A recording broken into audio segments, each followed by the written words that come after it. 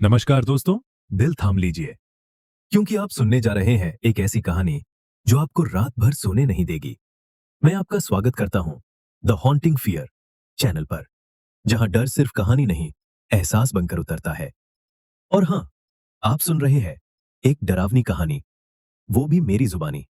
आज जो किस्सा मैं आपके सामने लेकर आया हूं, आज की कहानी कोई मनगढ़ंत कहानी नहीं, बल्कि एक सच्ची घटना है जिस पर आज भी विश्वास करने से कतराते हैं।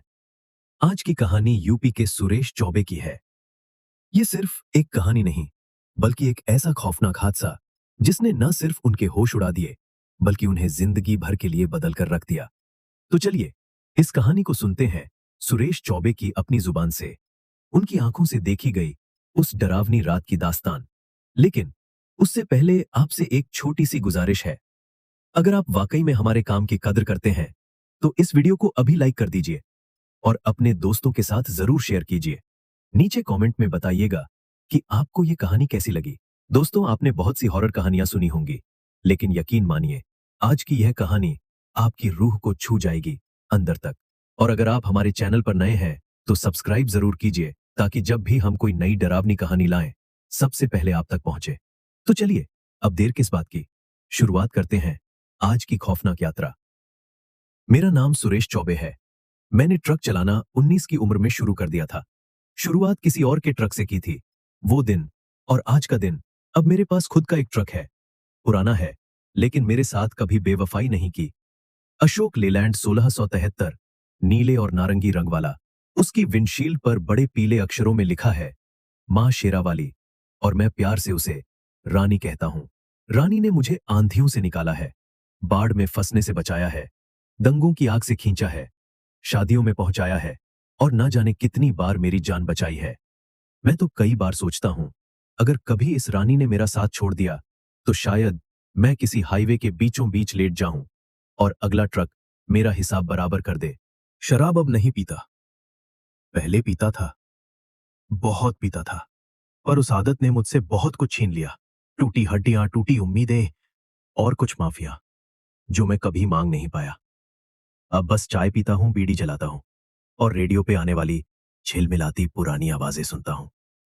अक्सर रातें मेरी शांति से गुजरती हैं, लंबी सड़कों पे ट्रक की गूंज, और हर 50 किलोमीटर पे कोई ढाबा जहां आलू के पराठे और ट्रक वालों की गपशप मिल जाती है। पर उस रात कुछ अलग था। एक ऐसा ढाबा दिखा जो उस रास्ते का हिस्सा नहीं था। ना वो किसी नक्शे में था, ना किसी की याद में। और मैं उस रास्ते पे 100 बार जा चुका हूं। NH11, झुंझुनू से जावरा के बीच, राजस्थान का वो सूना, सूखा रेगिस्तानी इलाका, जहां हवा भी कांपती है, मुरझाए पेड़ अजीब साए बनाते हैं, और रेत इस तरह उड़ती है जैसे किसी ने जमीन को फूंक मारी हो। और उस रात कुछ था उस हवा में, एक अजीब सी सनसनी, एक ऐसा डर जो मैंने पहले कभी महसूस नहीं किया था। और वहीं से शुरू होती है मेरी वो खौफनाक रात, जिसे मैं आज तक नहीं भुला पाया। हवा में उस रात कुछ अजीब था, कुछ ऐसा जो साफ नजर नहीं आता, लेकिन जिसको महसूस कर लेना ही काफी होता है। और जहां मैंने ट्रक रोका था, वहां मुझे रुकना ही नहीं चाहिए था। लेकिन उस डरावनी रात की बात शुरू करने से पहले मैं चाहता हूं कि आप जाने मैं आखिर किस मिट्टी का बना हूं, ताकि जब मैं कहूं कि मेरी अंदर की आवाज चीख रही थी, भाग जा सुरेश, भाग जा, तो आप समझ सकें कि फिर भी मैंने वहां से क्यों नहीं भागा। अब मैं अकेला रहता हूं। मेरी पत्नी सुमित्रा 5 साल पहले चल बसी। दिमाग में ट्यूमर था, उम्र सिर्फ 34 साल। आज भी उसकी एक तस्वीर ट्रक के डैशबोर्ड पे रखी है, प्लास्टिक में लिपटी हुई, कोने में लाल टीके का निशान। न कोई बच्चा, न कोई दूसरा परिवार, बस मैं हूं, मेरा ट्रक है, और ये अनगिनत अंतहीन रास्ते। कुछ रातों में मैं उस तस्वीर से बातें करता हूं, बताता हूं कि डीजल फिर गड़बड़ कर गया, कि टोल टैक्स फिर लूटा गया, या वो ढाबे वाली दाल कितनी बेमजा थी। शायद पागल लगता हूं, है ना? पर सड़क यही करती है आदमी के साथ। या तो इंसान एकदम खामोश हो जाता है, या फिर भूतों से बातें करने लगता है। और शायद इसी वजह से रास्ते ने मुझे वो दिखाया जो हर किसी को नहीं दिखता। शायद इसीलिए मैं चुना गया था, क्योंकि वो ढाबा हर किसी को नहीं दिखता, और जिन्हें वो दिखता है वो सब वापस नहीं आते। तारीख थी मई का तीसरा हफ्ता। राजस्थान की गर्मी अपने चरम पर थी। यहां की गर्मी सिर्फ जलाती नहीं है, वो आपकी खाल उधेड़ देती है, होठों को फाड़ देती है और हवा को ऐसा बना देती है जैसे कोई तपता भूत रेगिस्तान की उस वीरान रात में तैर रहा हो। उस दिन मैंने नाहरगढ़ से 9 टन सीमेंट उठाया था, नीले तरपाल में बंधा हुआ भारी माल, जिसे मुझे एमपी के जावरा के बाहर एक साइट पर पहुंचाना था। काम सीधा था, कोई खास दिक्कत नहीं, डिलीवरी करके आराम करना था, फिर अगली दोपहर तक वापसी। लेकिन तभी एक टूटी हुई पुलिया रास्ते में आ गई और मैंने तय किया कि एक छोटा सा चक्कर काट लो। थोड़ी देर जरूर होगी पर ट्रक सलामत रहेगा। और जब दोबारा मैं मुख्य सड़क पर लौटा, सूरज डूबने ही वाला था, पर उस शाम का सूरज जैसे कुछ जल्दी में था, मानो अंधेरे को किसी ने पहले ही बुला लिया हो। करीब 7:55 का वक्त था। मैंने एक बोर्ड पार किया, जावरा 47 किलोमीटर। ठीक 10 मिनट बाद फिर एक और बोर्ड आया, जावरा 77 किलोमीटर। मैंने फौरन ब्रेक मारा, आंखें मली, सोचा शायद थकान ने आंखों को धोखा दिया। कभी कभी ज्यादा देर अकेले चलाओ तो दिमाग अजीब खेल खेलने लगता है, लेकिन नहीं, यह कोई भ्रम नहीं था। 10 मिनट में जावरा और दूर कैसे हो सकता है? मैंने बड़बड़ाया, या तो हाईवे विभाग ने मस्ती की है या फिर सड़क के साथ कोई गड़बड़ है। जीपीएस निकाला, सिग्नल गायब, नो सर्विस। पर यह तो इस इलाके में आम बात थी, यहां नेटवर्क अक्सर हवा में उड़ जाता है। मैंने चारों ओर देखा, कांटेदार झाड़ियां, रेत के सूखे टीले और एक अजीब सी खामोश वीरानी। ना कोई आदमी, ना कोई गाड़ी, यहां तक कि कोई कुत्ता भी नहीं भौंक रहा था। और फिर आई वो बात जिसने मेरी सांसों को जकड़ लिया। मेरे ठीक आगे, करीब 500 मीटर की दूरी पर एक ट्रक खड़ा था। हेडलाइट्स धीमे धीमे झपक रही थीं, टिक टक, जैसे कोई गिनती चल रही हो। और ना जाने क्यों मेरे सीने से एक हल्की राहत की सांस निकली। कम से कम अब मैं अकेला नहीं था। पर मैं गलत था, मैं बहुत गलत था। मैंने सोचा शायद रुककर पूछ लूं, क्या उसे भी वही बोर्ड दिखे थे? जैसे जैसे मैं करीब पहुंचा, ट्रक की शक्ल और रंग उभरने लगे। पुराना टाटा पल्सर मॉडल था, क्रीम कलर का, बम्पर पर जंग की मोटी परत, जैसे वो किसी बीते जमाने की थक चुकी मशीन हो। और वो ट्रक खड़ा था एक ढाबे के सामने। ढाबा कहां से आ गया? छोटा सा ढांचा, मिट्टी की दीवारें, टीन की छत और बाहर 2-3 चारपाइयां बिछी थी जिन पर धूल जमी हुई थी। दरवाजे के पास एक लाल बल्ब टिमटिमा रहा था, उसकी रोशनी में दीवारों की परछाइयां कांप रही थीं, जैसे किसी अदृश्य चीज की सांसें उन पर पड़ रही हों। पर जो सबसे अजीब बात थी, मैंने उस ढाबे को कभी नहीं देखा था। ना कोई नाम, ना कोई विज्ञापन, ना वो नक्शे में आता था, ना याद में। बस एक लकड़ी के खंभे पर टंगी थी एक सड़ी सी पट्टी, जिस पर सफेद पेंट से 3 शब्द लिखे थे, सुकूनदार ढाबा, शांत जगह है। कुछ तो था इस लाइन में। शब्द सीधे नहीं लगे। शांत जगह किस लिए? मेरा पेट गड़गड़ा रहा था। सुबह से कुछ खाया नहीं था। कैबिन में रखा थर्मस ठंडा पड़ चुका था और उस पल मुझे दाल रोटी और एक जोरदार चाय की सख्त जरूरत महसूस हुई। मैंने अपने ट्रक को उस टाटा ट्रक के ठीक बगल में रोका, ब्रेक दबाया, गाड़ी बंद की और नीचे उतर आया। हवा में एक अजीब सी गंध थी, खाने की नहीं, कुछ और, कुछ मीठा और जला जला सा, जैसे अगरबत्ती में केरोसिन मिला हो, या जैसे किसी ने भूतों को बुलाने की कोई रस्म अधूरी छोड़ दी हो। मैंने उस दूसरे ट्रक की तरफ देखा, फिर झांक कर अंदर झांका। कोई ड्राइवर नहीं, कोई खलासी नहीं। इंजन ठंडा पड़ा था, टायरों में हवा बेहद कम थी और स्टीयरिंग पर धूल की एक परत जमी हुई थी। ऐसा लग रहा था मानो वो ट्रक बहुत पहले से वहीं खड़ा हो, जैसे उसका इंजन कभी स्टार्ट ही नहीं होगा, जैसे उस ट्रक के अंदर कोई लौट कर नहीं आया। मैंने ढाबे की तरफ आवाज लगाई, ओ भैया, कोई है? कोई जवाब नहीं आया। मैं थोड़ा और पास गया। जमीन मेरे पैरों के नीचे से चरमराई, सूखी, फटी हुई, जैसे किसी ने उसकी रूह चूस ली हो। और माहौल किसी भयानक शांति से भरा हुआ था। न पत्तियों की सरसराहट, न झींगुरों की आवाज, न हवा की कोई सरकती सांस। बस सन्नाटा, एक गहरा, चिपचिपा सन्नाटा, जो दिल की धड़कनों को भी सुनाई देने लगे। पर फिर भी वो लाल बल्ब अब भी टिमटिमा रहा था। हल्की हल्की झिलमिलाहट, जैसे कोई आंख झपकाकर कह रहा हो, आ जाओ। मुझे लौट जाना चाहिए था, वहीं से, उसी पल। मेरे भीतर का हर एक हिस्सा, हर एक चेतावनी चीख रही थी, ये जगह ठीक नहीं है। लेकिन मैं मूर्ख था, या शायद भूखा, या शायद बस इंसान। मैंने वो पुराना, जंग खाया लोहे का फाटक पार किया और सुकूनदार ढाबा में प्रवेश कर गया। दरवाजा लकड़ी का था। उसे धक्का दिया तो वो एक भारी सी आवाज के साथ चरमराया, जैसे बरसों बाद किसी ने उसे छुआ हो।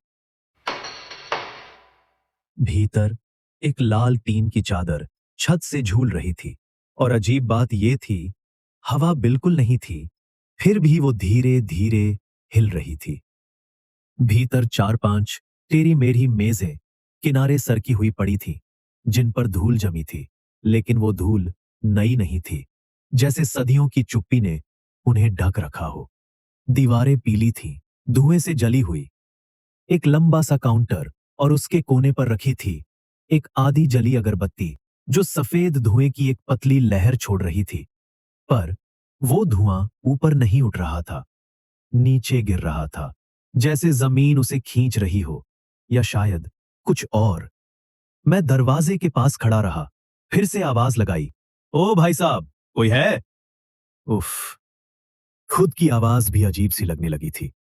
मैंने उंगलियों के पोरों से काउंटर पर ठकठकाया, और तभी रसोई के पर्दे के पीछे से, जो सिर्फ एक गंदा, सफेद, धूप में पिलाया गया कपड़ा था, एक आदमी बाहर आया। लंबा, पतला, जैसे किसी बांस की दरख्त को इंसानी शक्ल दे दी गई हो। ढीली सी कुर्ता, कंधे पर एक पुराना गमछा, जिसमें पसीने और पुराने दिनों की महक बस चुकी थी। उसका चेहरा उम्र से थका नहीं था, कुछ और भारी चीज से दबा हुआ था, जैसे नींद और गम ने मिलकर उसके चेहरे को खोद डाला हो। पर उसकी आंखें, ओह, वो आंखें, पहली चीज जिसने मेरी रूह में हलचल पैदा कर दी। बहुत चौड़ी, बहुत चमकीली, अस्वाभाविक रूप से स्थिर। ऐसी आंखें आपने किसी इंसान में नहीं, किसी शिकारी जानवर में देखी होंगी, जब वो खेल खत्म करने वाला होता है। बैठिए भाई साहब, उसने कहा। आवाज धीमी थी, रुकी हुई, लेकिन विनम्र। लेकिन ना जाने क्यों, उस एक वाक्य में मुझे आमंत्रण से ज्यादा एक सजा की गूंज सुनाई दी। थक गए होंगे, उस आदमी ने कहा। मैंने बस धीरे से सिर हिला दिया। खाने को मिलेगा कुछ? मैंने पूछा। वो मुस्कुराया, पर सिर्फ होठों से, उसके दांत नहीं दिखे। मिल जाएगा, उसने कहा। दाल, रोटी, थोड़ा आलू चावल भी है अगर चाहिए। उसकी आवाज में कुछ था, एक ऐसी नमी जो भूख बढ़ाने के बजाय पेट में कोई हलचल सी पैदा कर दे। लेकिन भूख, वो अजीब चीज होती है। डर को चुप करा देती है, इंद्रियों को कुंद कर देती है। मैंने दरवाजे के सबसे पास वाली मेज चुनी, इतनी पास कि अगर कुछ गड़बड़ हो तो भाग सकूं, लेकिन इतनी दूर कि दिखावे में सब सामान्य लगे। वो आदमी फिर पर्दे के पीछे गायब हो गया। मैं अकेला रह गया, चारों ओर नजर डाली। ना पंखा, ना मच्छरों की भनभनाहट, ना रेडियो की आवाज, ना कैलेंडर, और ना ही कोई दूसरा ग्राहक। ढाबा जैसे किसी जमी हुई तस्वीर में तब्दील हो गया था। और तभी मेरी नजर दीवार पर पड़ी। फ्रेम लगे थे, एक के बाद एक, दर्जनों तस्वीरें। हर तस्वीर में एक ट्रक खड़ा था, दीन इसी ढाबे के सामने। वही जंग लगा गेट, वही चारपाई, बस ट्रक अलग अलग। मैं थोड़ा और झुका, कुछ तस्वीरें हाल की लगती थीं और कुछ मानो दशकों पुरानी हो। हाइए भाई साहब, उसने कहा और उसकी चमकती आंखें सीधे मेरी आत्मा के भीतर झांकने लगी। गर्मा गर्म है, उसने कहा, थाली मेरे सामने रखते हुए। पहले खा लीजिए, फिर जाइए। दिल कह रहा था, मत बैठो, पर उस खाने की खुशबू जानी पहचानी सी थी, जैसे सुमित्रा के हाथों का खाना। यहाँ तक कि दाल में वही जली हुई लहसुन की हल्की महक। लेकिन तभी उसकी आवाज पीछे से आई, आगे कोई ढाबा नहीं मिलेगा, सिर्फ रेत और सन्नाटा। मैंने जवाब नहीं दिया, ना मुड़ा, ना कुछ कहा, बस दरवाजा खोला और बाहर आ गया।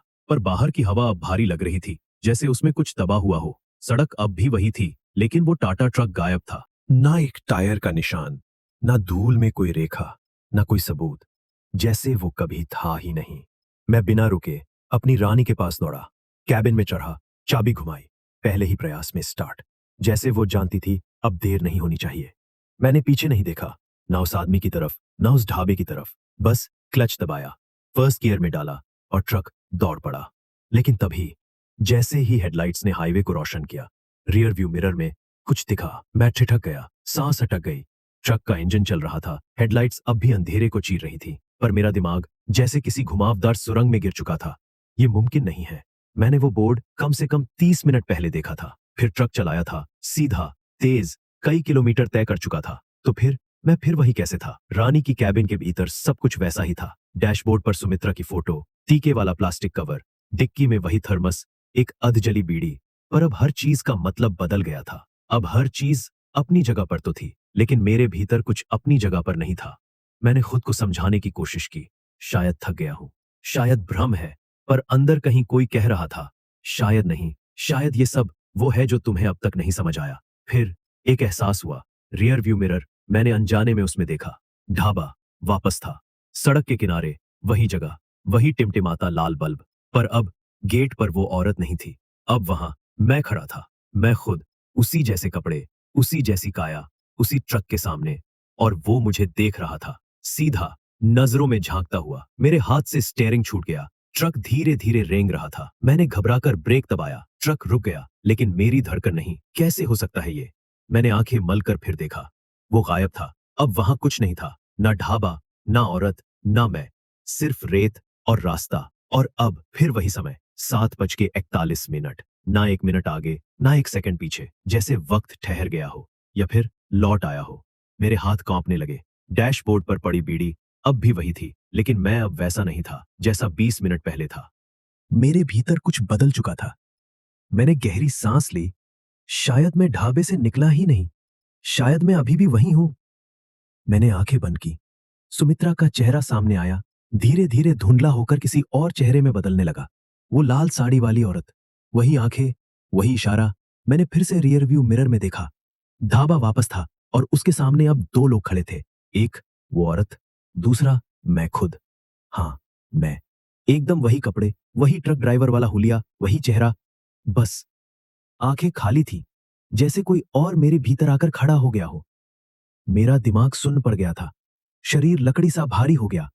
मैंने स्टीयरिंग पर हाथ रखा, पर ऐसा लग रहा था जैसे वो मेरा हाथ नहीं, किसी और का हो। मेरे भीतर एक फुसफुसाहट उठी। हर बार ऐसा ही होता है, हर कोई यही सोचता है कि वो निकल जाएगा, पर रास्ता कभी खत्म नहीं होता अगर मंजिल तुम्हारी नहीं है।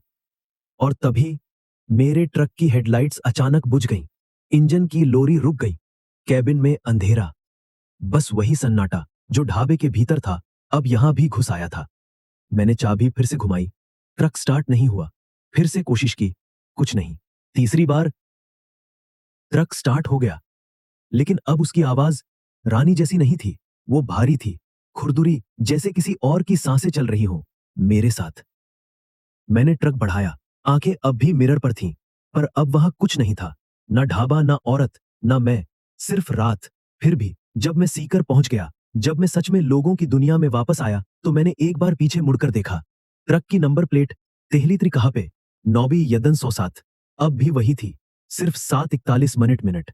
मैं ढाबे पर कम से कम 25 मिनट तो रुका था, शायद उससे भी ज्यादा। चाहे सब कुछ मेरी कल्पना रहा हो, पर वक्त तो आगे बढ़ता है ना। यहां क्यों नहीं बढ़ा? मैंने लंबी सांस ली, स्टीयरिंग पर दोनों हाथ टिकाए। हथेलियां पसीने में भीगी हुई थीं। दिल में एक अजीब सी हलचल थी, जैसे शरीर सड़क पर है, पर आत्मा कहीं और फंस गई हो। तभी रानी ने एक बार इंजन खांस कर चुप्पी साध ली और अगले ही पल 3 ठोस धीमी दस्तकें, ठोक ठोक ठोक। मैंने तुरंत नहीं देखा। शरीर अकड़ गया, रोंगटे ऐसे खड़े हो गए जैसे किसी ने गर्दन के पीछे सांस ले दी हो। वो दस्तकें ऐसी थीं जो आवाज नहीं करती, सिर्फ तुम्हारा ध्यान खींचती हैं। जब हिम्मत करके मैंने पलट कर देखा, पीछे कुछ नहीं था, ना परछाई, ना आहट, ना हवा, बस एक खंडी खाली जगह। लेकिन शीशे पर कुछ था। 3 लकीरें, 3 लंबी धुंधली उंगलियों के निशान, जैसे किसी ने बाहर से नाखून रगड़े हों। मैंने घबराकर अपने कुर्ते की बाह से शीशा पोंछा, पर पोंछते ही वो फिर धुंधला हो गया, जैसे कोई अब भी बाहर से सांसें ले रहा हो, बिल्कुल पास। अब बहुत हो चुका था। मैंने एक झटके में एक्सीलरेटर दबाया और ट्रक को दौड़ा दिया। कुछ भी हो, मुझे इस रास्ते से निकलना था। पर तभी फिर वही जावरा, 47 किलोमीटर। फिर वही बोर्ड, फिर वही जगह। अब की बार मैंने खुद को नहीं रोका। मैं चीखा, ट्रक के स्टीयरिंग पर जोर से मुक्का मारा, खुद को तमाचे मारे। शायद सपना है, शायद नींद में हूं, शायद, पर नहीं, मैं होश में था। और तब मुझे वो तस्वीर याद आई, ढाबे की दीवार पर टंगी तस्वीर, जिसमें मेरी रानी खड़ी थी। वही नीला नारंगी ट्रक, वही नंबर, वही सब कुछ, जैसे मैं वहां पहले भी आ चुका था, बहुत पहले। अगर ये सच है, तो फिर अगला मोड़ क्या होगा? वापसी, या फिर कोई ऐसा रास्ता जहां से लौटना मुमकिन नहीं? अगर मैं ढाबे से गया ही नहीं, अगर ये सब एक लूप है जो मेरे दिमाग में चल रहा है, जबकि मेरा शरीर अब भी उसी थाली के सामने बैठा है, दाल में बालों को घूरते हुए। एक ख्याल था या चेतावनी? मैंने इंजन बंद कर दिया। सन्नाटा, गहरा डूबता हुआ सन्नाटा। फिर जाने किस झोंक में मैंने वो बेवकूफी कर दी। दरवाजा खोला, नीचे उतरा और सड़क के बीचों बीच खड़ा हो गया। सड़क वैसी ही सीधी, वैसी ही सुनसान, पर अब कुछ और थी। राजस्थान के सबसे वीरान हिस्से में भी कोई ना कोई आवाज होती है, हॉर्न, कुत्ते या आसमान से उड़ते जहाज। लेकिन यहां कुछ भी नहीं, यहां तक कि हवा भी नहीं, बस एक ठहराव जो कानों को चुभता था। और फिर मैंने उन्हें देखा, पांवों के निशान, दर्जनों नहीं, सैकड़ों, सड़क से उतरकर रेगिस्तान की ओर जाते हुए, नंगे पांव, गहरी धूल में धसे हुए, जैसे भीड़ वहां से गुजरी हो, पर कोई दिखाई ना दे। मैं सबसे पास वाले निशान की ओर बढ़ा, पर कुछ ही कदम चला था कि ठिठक गया, क्योंकि झाड़ियों के उस पार, जहां सड़क खत्म होती थी, एक चीज खड़ी थी जिसे देखे जमाना बीत चुका था। एक पुरानी साइकिल, जंग लगी, हैंडल टेढ़ा, जैसी 80 के दशक में गांवों में चलती थी। और उसकी सीट पर रखा था एक टिफिन बॉक्स, अब भी गर्म, किनारे से भाप उठ रही थी, ताजा बना खाना। मैं 2 कदम पीछे हट गया। धड़कनें अब तेज नहीं, अनियमित थीं, जैसे किसी और की सांसों से मिक्स हो रही हो। फिर मेरी नजर सड़क के दूसरी ओर गई। वहां पड़ी थी एक लाल चप्पल, औरत की, छोटी सी, और उसके ठीक पास एक बच्चे की प्लास्टिक वाली राइटल, धूल में आधी दबी, पर अपने आप हिल रही थी, धीरे धीरे, बिना हवा के। अब मुझे अकेलापन महसूस नहीं हुआ, अब मुझे भीड़ का एहसास हुआ। ऐसी भीड़ जो दिखती नहीं, बस महसूस होती है, जो बोलती नहीं, बस घूरती है। मैं रानी की तरफ दौड़ा, केबिन में चढ़ा, दरवाजे लॉक किए, इंजन स्टार्ट किया। इस बार फर्क पड़ा, मेरे भीतर कुछ टूट चुका था, भय की वो अंतिम सुमित्रा जहां दिशा की कोई परवाह नहीं रहती। मैंने बिना सोचे यू टर्न लिया, उल्टी दिशा में गाड़ी मोड़ दी। फिर वही बोर्ड, जावरा, 47 किलोमीटर। लेकिन अब की बार वो 2 टुकड़ों में टूटा हुआ था, जैसे किसी ट्रक ने उसे रौंद दिया हो, और उस पर किसी ने नाखून से खरोंच कर कुछ लिखा था। धीरे से मैंने ट्रक रोका, हेडलाइट्स उसके शब्दों पर पड़ी, धूल झाड़ी, और जो लिखा था उसने मेरी आत्मा तक कंपा दी। तुम अब आ चुके हो, अब जाना तुम्हारे हाथ में नहीं, तुम अब आ चुके हो, पहले से यही है। ये शब्द जैसे किसी ने मेरे कान के पास फुसफुसाए हो। सड़क खत्म नहीं हुई थी। यू टर्न लेने के बावजूद मेरी हर नस, हर हड्डी, हर सांस बस एक ही बात चिल्ला रही थी, भागो। लेकिन जितना मैं भागा, रास्ता उतना ही खुद को दोहराता रहा। हर मोड़ एक जैसे का अक्स बनता गया। मैंने 30 मिनट से ज्यादा ट्रक दौड़ाया, पर सन्नाटा अब किसी वीराने का नहीं था। वो सन्नाटा अब कब्रिस्तान जैसा था। वो ठंड राजस्थान की नहीं थी, बल्कि उस जगह की थी जहां सांसें रुक जाती हैं, पर छायाएं चलती रहती हैं। मैं सड़क पर टकटकी लगाए देख रहा था और तभी रानी की हेडलाइट्स ने कुछ रोशन किया। एक जाना पहचाना लकड़ी का गेट थोड़ा टेढ़ा, ऊपर एक तख्ती लटक रही थी। सुकुंदा ढाबा। ब्रेक मार दिए। ट्रक एक झटके से रुका गेट से बस कुछ इंच पहले। सांसें अटक गईं। मैंने यू टर्न लिया था, उल्टी दिशा में गया था, फिर भी वापस वहीं। तभी सब समझ में आने लगा। ये जगह असली नहीं थी, या शायद कभी थी, लेकिन अब ये इस दुनिया के नियमों से आजाद हो चुकी थी। मेरे हाथ कांप रहे थे। मैंने रिवर्स गियर डाला, सोचा रेत में घुसा दूं ट्रक, किसी भी तरफ निकल जाऊं। लेकिन तभी रियर व्यू मिरर में कुछ देखा। मेरे ही ट्रक की पीछे की सीट पर कोई बैठा था। एक औरत, बाल चेहरे पर लटके हुए, लाल साड़ी, सिर झुका हुआ। कोई दरवाजा नहीं खुला, कोई वजन महसूस नहीं हुआ, बस वो थी, अचानक, वहीं। धीरे धीरे मैंने सिर घुमाया। सीट खाली, पर कुशन पर एक गहरा निशान था, जैसे कोई देर तक बैठा हो। और बीच में पड़ा था एक लंबा काला बाल, जिसके एक सिरे पर सफेद धार थी। मैं चीखा नहीं, चीख भी नहीं सकता था। गला जैसे किसी ने बंद कर दिया हो। बाहर देखा, ढाबे की छत पर लाल बल्ब टिमटिमाया। एक बार, फिर दो बार, फिर बुझ गया और अंधेरा छा गया। पर यह अंधेरा रात का नहीं था, ये वो अंधेरा था जो आत्मा को निगलता है। रानी की हेडलाइट्स भी धुंधली पड़ने लगी। इंजन ने खरखराया और फिर चुप। मैंने चाबी घुमाई, एक बार, दो बार, तीन बार, कुछ नहीं। मैं जड़ हो चुका था। स्टीयरिंग को इस कदर पकड़ा जैसे वो कोई तिनका हो जिससे मैं मौत से बच सकूं। और तब साइड मिरर में वो दिखीं। ढाबे के पास कई आकृतियां खड़ी थीं। दर्जनों परछाइयां, लंबी, दुबली, सब मेरी ओर मुंह किए हुए। एक एक करके वो ढाबे के अंदर चली गईं, सिर्फ एक को छोड़कर। लाल साड़ी वाली औरत। वो ट्रक की तरफ बढ़ी, धीरे, बेहद सोच समझकर। हर कदम जैसे एक शिकारी अपने शिकार की ओर रखता है। इस बार उसकी आंखें नहीं चमक रही थीं, बल्कि बिल्कुल काली थीं, जैसे कोई आंखें निकालकर उसमें स्याही भर दे। वो ड्राइवर साइड पर पहुंची, झुकी और मुस्कुराई।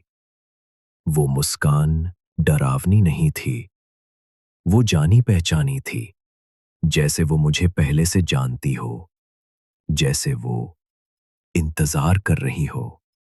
मुझे नहीं पता मैंने क्या सोच कर किया। शायद डर अब गुस्से में बदल चुका था, या दिमाग हार मान चुका था।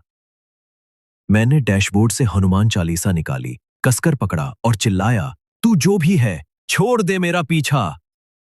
वो मुस्कान नहीं बदली, पर ट्रक के नीचे की जमीन हिल गई, जैसे सड़क अब सड़क नहीं रही, जैसे जमीन खिसक रही हो। फिर उसने मुंह खोला, और जो निकला वो कोई एक आवाज नहीं थी, वो दर्जनों आवाजें थीं, सभी एक साथ, हर एक शब्द गूंजता हुआ। तुझे तो लौटना ही था, तू कभी गया ही नहीं। मैं चीखा, सालों बाद, एक बच्चे की तरह, और फिर बेहोश हो गया। वहीं ड्राइवर सीट पर, हाथ में चालीसा, शरीर पसीने से भीगा हुआ, दिल धड़क नहीं रहा था, वो युद्ध लड़ रहा था। जब होश आया, चिड़ियों की चहचहाहट सुनाई दी। सूरज की हल्की किरणें शीशे से अंदर आ रही थीं। गर्म नहीं, कोमल, राजस्थान की सुबह जैसी नहीं, कुछ अलग, जैसे मौत ने एक बार फिर जीने का मौका दे दिया हो। ट्रक एक नीम के पेड़ के नीचे खड़ा था। ना कोई हाईवे, ना कोई ढाबा, ना गेट, और ना वो औरत। रानी। मेरा ट्रक एक बार में स्टार्ट हो गया, बिना किसी अड़चन के, जैसे कुछ हुआ ही ना हो। मैं पास ही एक चाय के ठेले पर पहुंचा। एक बूढ़ा आदमी मिट्टी की कुल्हड़ में चाय उबाल रहा था। मैंने पूछा, भाई साहब, ये कौन सा गांव है? वो मुझे कुछ पल घूरता रहा, जैसे पहचानने की कोशिश कर रहा हो। फिर बोला, भैया, ये तो भरावला है, लेकिन आप यहां आए कैसे? ये रास्ता तो 2 महीने से बंद पड़ा है। भूस्खलन हुआ था यहाँ। पूरा का पूरा इलाका सील है। कोई गाड़ी यहां से गुजरी ही नहीं। मेरा गला सूख गया। बंद रास्ता 2 महीने से? नामुमकिन था। मैंने तो खुद ट्रक चलाया था, अपनी आंखों से देखा था रास्ता। या शायद नहीं। मैंने बहस नहीं की, बस चुपचाप कुल्हड़ उठाया और चाय पीता रहा। पर वो बूढ़ा अब मेरे ट्रक को देखे जा रहा था। फिर अचानक बोला, वैसे भैया, आपका ट्रक नंबर कुछ जाना पहचाना लग रहा है। मैंने चौंक कर उसकी तरफ देखा। कैसे? वो धीरे से बोला, पिछले महीने भी एक ड्राइवर गायब हुआ था। उसकी ट्रक का नंबर भी HR 33 ही था। कहते हैं वो भी किसी पुराने ढाबे की तलाश में निकला था। नाम कुछ ऐसा ही था, सुकून दा ढाबा। अगले 2 दिन तक मैंने किसी से बात नहीं की, न मुस्कुराया न नजर मिलाई। सामान पहुंचाया पर सिर हमेशा झुका रहा। खाना सिर्फ भीड़ भाड़ वाले ढाबों में खाया। रातें ट्रक में ही बिताई। रियर व्यू मिरर पर हनुमान चालीसा बांधती थी, जैसे डर को बांध सकूं। पर कुछ था जो बंधा नहीं। शहरों की चहल पहल में, ट्रकों की कतारों में, हर जगह मुझे वही एहसास होता रहा, कोई मुझे देख रहा है। सामने से नहीं, परछाई से भी नहीं, पीछे से। हमेशा बस पीछे से। वो परछाई जो मेरे साथ चल रही थी, और वो मुस्कान भी, वही लाल साड़ी वाली औरत की मुस्कान जो सिर को हल्का टेढ़ा करके देखती थी, जैसे उसे कुछ पता हो जो मुझे नहीं पता। 3 दिन बाद मैं राजस्थान के चूरू जिले में पहुंचा। एक पुराने ट्रांसपोर्ट ऑफिस के बाहर एक जाना पहचाना चेहरा मिला। जावेद चाचा। 75 साल के बुजुर्ग, एक आंख से ठीक से देख नहीं सकते, पर सड़क की धड़कन पहचान लेते हैं, जैसे हर मोड़ उनसे इजाजत लेकर ही बदलता हो। उन्होंने मुझे देखा और बोले, तू ठीक नहीं लग रहा सुरेश। हाईवे की हवा नहीं जम रही क्या?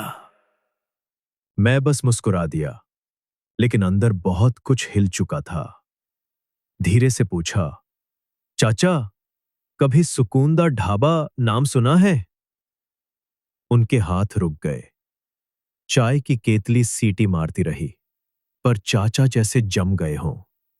एक आंख से मुझे घूरा, दूसरी हल्की सी फड़की, फिर बोले, तुझसे किसने कहा उसका नाम? किसी ने नहीं, मैं बस वहां रुक गया था, NH1 पर, या शायद उसके करीब कहीं। उनकी आवाज और धीमी हो गई। तो तू गया था वहां अंदर तक? मैंने सिर हिला दिया। उन्होंने नजरें फेर ली। मुझे लगा अब कुछ नहीं कहेंगे, पर फिर वो बड़बड़ाने लगे, मानो खुद से बात कर रहे हों। हर किसी को नहीं बुलाते वो, जिस पर बीते वक्त का बोझ हो, अधूरी सजा हो, या जिसने कुछ देखा हो जो नहीं देखना चाहिए था। उससे बुला लेती है वो जगह, और जो एक बार गया वो कुछ न कुछ वहीं छोड़ आता है, अक्सर खुद को। और मैं क्या छोड़ आया था? या क्या मेरे साथ अब हमेशा के लिए आया था? मुझे अब पता था कि अगला कदम क्या है। ना कोई बहादुरी दिखानी थी, ना कोई सबूत इकट्ठा करना था, और ना ही किसी कहानी के लिए कुछ साबित करना था। बस जानना था। जगह क्या थी? क्यों आई थी मेरी जिंदगी में? और क्या चाहती थी मुझसे? मैं लौटा, वहीं जहां ये सब शुरू हुआ था। सड़कें फिर से वीरान थीं। रेगिस्तान की हवा गर्म और झुलसाती हुई रेत को ऐसे उड़ा रही थी जैसे कोई उसे मिटाना चाहता हो। चारों ओर धूल के बवंडर, और एक अजीब सी खामोशी जो बहुत कुछ कह रही थी। एक बार ट्रक के टायर कंकरीली मिट्टी पर फिसले, पर मैंने रफ्तार कम नहीं की। सिर्फ ब्रेक लगाने से डर रुकता है। मेरे अंदर डर नहीं था, सिर्फ सवाल थे। 1 घंटे 10 मिनट बाद वो ढाबा नहीं, वो मोड़ फिर से दिखा। एक संकरा कच्चा रास्ता जिसके पास आधा रेत में गड़ा एक टूटा मील का पत्थर पड़ा था, ठीक वैसा ही जैसा पहले देखा था। पर इस बार मैंने रात का इंतजार नहीं किया, दिन में ही उस मोड़ पर मुड़ गया। और जो देखा कुछ नहीं था। ना कोई गेट, ना कोई साइन बोर्ड, ना चूल्हे की राख, ना टूटी हुई चप्पलें, ना ढाबा, और ना ही वो औरत। बस कांटेदार झाड़ियां, रेत और 2 सूखे हुए पेड़ जो जैसे कभी हरे ही नहीं थे। मैंने ट्रक रोका। रानी चुपचाप खड़ी रही। मैं उतरा। धीरे धीरे उस वीरान मैदान की ओर बढ़ा जहां कभी कुछ था, अब बस याद की परछाई थी। वहां एक अजीब सी महक थी, जले हुए घी की, बासी अगरबत्ती की, और एक सड़ी सी मिठास, जैसे कोई फल जो कब का मर चुका हो।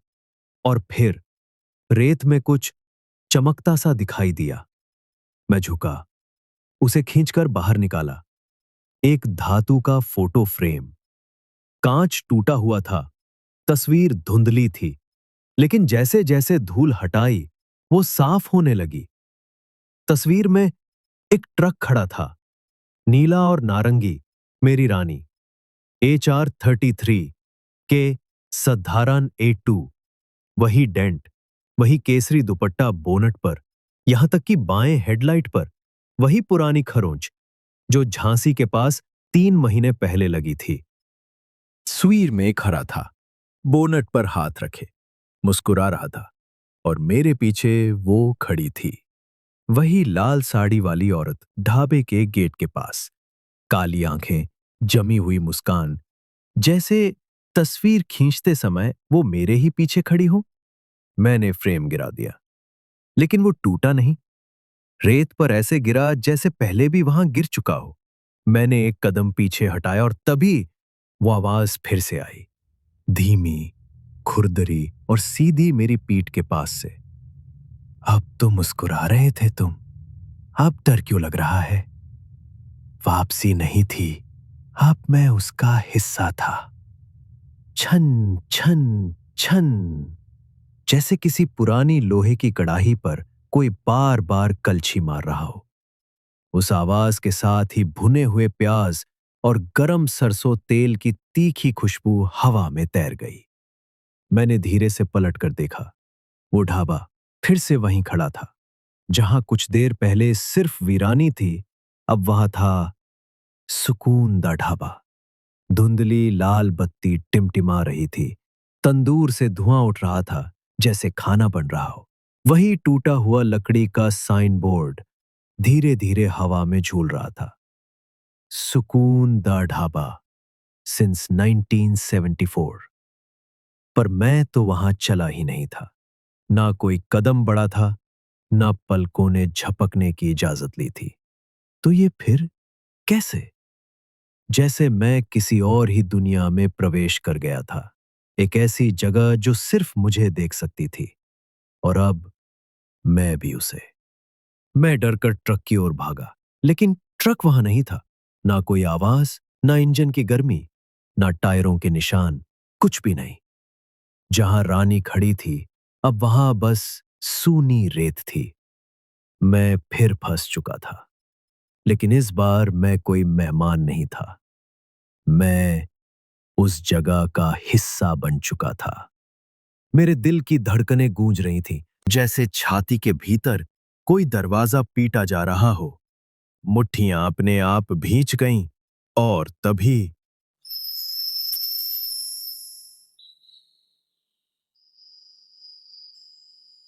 ढाबे का लकड़ी का दरवाजा खुद ब खुद खुल गया। अंदर से एक पीली, धीमी रोशनी बाहर आई, जो उतनी गर्म नहीं थी जितनी ठंडी। अब वहां सिर्फ महक नहीं थी, वहां था मिट्टी का तेल, हल्दी की कड़वाहट और उसके नीचे कुछ सड़ा हुआ, कुछ मरा हुआ और फिर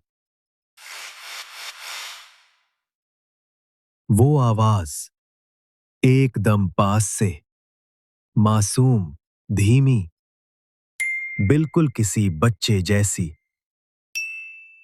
तुम फिर लेट हो गए। मैं मुड़ा। वो खड़ी थी, लाल साड़ी में, वही लड़की।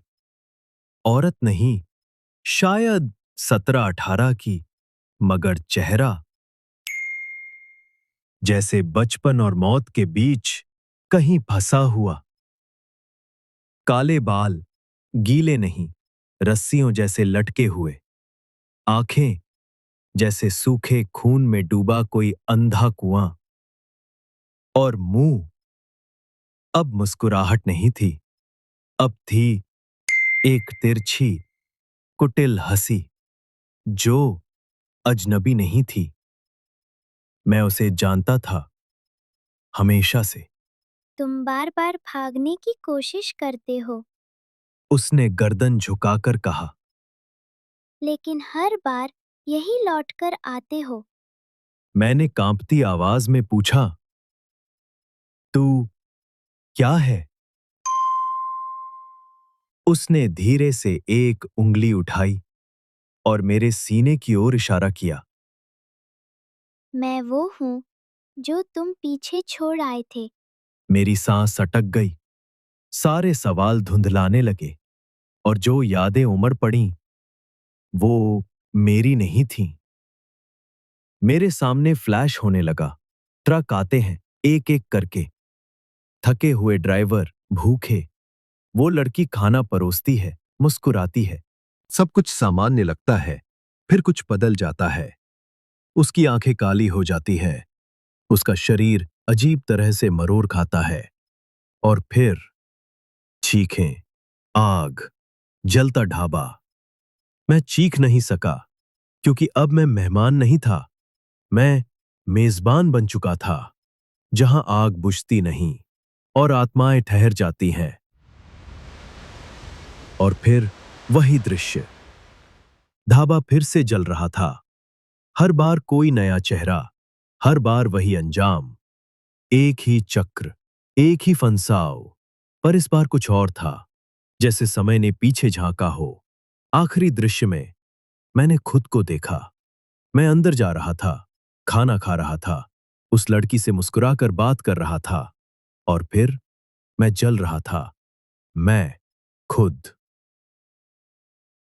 मेरे घुटने रेत में धंस गए, हाथ कांपते हुए जमीन पर टिके थे। चेहरा पसीने से भीग चुका था, लेकिन ये पसीना नहीं, डर का तरल रूप था। क्यों मैंने कांपते हुए फुसफुसाया। वो धीरे से मेरे पास आकर बैठ गई। उसकी सांस मेरे गाल को छू रही थी, बर्फ जैसी ठंडी। क्योंकि उसने कहा, बहुत साल पहले तुम यहां आए थे, उसी वक्त तुम्हें मर जाना चाहिए था, पर कुछ बीच में आ गया और तुम बच निकले। वो झुकी। उसकी आंखों में अब कोई मासूमियत नहीं थी, बस एक ठहराव, जैसे मौत भी इंतजार कर रही हो। अब तुम्हारा समय पूरा हो चुका है। और फिर आग आई। मैं उसे आते देख सकता था, पर भाग नहीं सकता था। मुझे नहीं पता मैं कब बेहोश हुआ या कैसे। बस इतना याद है, मैं जागा और सबसे पहले जो गंध आई वो सैनिटाइजर की थी। अस्पताल, गला सूखा हुआ था, सिर फटा जा रहा था। मैं उठ बैठा और तुरंत पछताया। दुनिया घूम रही थी, पेट में मरोड़ उठा। मैं फिर से बिस्तर पर गिर पड़ा। पास ही मशीन से धीमी बीप की आवाज आ रही थी। आईवी ट्रिप मेरी नसों में चुभ रही थी। सफेद दीवारें, मटमैले पर्दे, एक छोटी खिड़की और बाहर की रोशनी, जैसे धुंध में लिपटी कोई याद। सुरेश भैया, एक जानी पहचानी आवाज गूंजी। मैंने मुड़कर देखा। रवि था, मेरा खलासी। चेहरा उतरा हुआ, आंखें डरी हुई। वो दौड़कर मेरे पास आया। भैया, होश आ गया? ठीक हो? मैं कुछ बोलना चाहता था, पर गला सूख गया था, जैसे कोई शब्द अटक गया हो। वो शब्द आग से जला हुआ था। रवि ने मेरी हथेली थामी। भैया, तुम्हें शेखपुरा के पास बेहोश पाया गया। ट्रक नहीं मिला, बस तुम थे। मैंने कांपती आवाज में पूछा, सुकूनदा ढाबा कहाँ है रवि? रवि चुप हो गया। उसका चेहरा स्याह पड़ गया। कौन सा ढाबा भैया? मैंने आंखें तरेरी। वही, रेत के टीलों के पास, जहां मैंने खाना खाया था। रवि धीरे से बोला, भैया, वहां कोई ढाबा नहीं है, कभी था ही नहीं। मैं सन्न रह गया। पर वो जगह तो असली थी। मुझे यकीन ही नहीं हो रहा था कि जो मैंने देखा वो वाकई में सच था या मेरी आंखों का धोखा। मैं एक झटके में उठ बैठा और वहां से निकलने ही वाला था कि रवि ने मेरा हाथ पकड़ लिया। भैया, आपकी तबीयत ठीक नहीं है अभी, थोड़ा रुक जाइए। उसकी आंखों में फिक्र थी, लेकिन मेरे मन में सिर्फ एक बात घूम रही थी, वो जगह, वो धोखे जैसी जगह। नहीं रवि, मुझे जाना होगा, मैंने तेज आवाज में कहा और बाहर निकल आया। मैंने उससे पूछा, क्या लेकर आया है? रवि ने कहा, भैया, बाइक लाया हूं।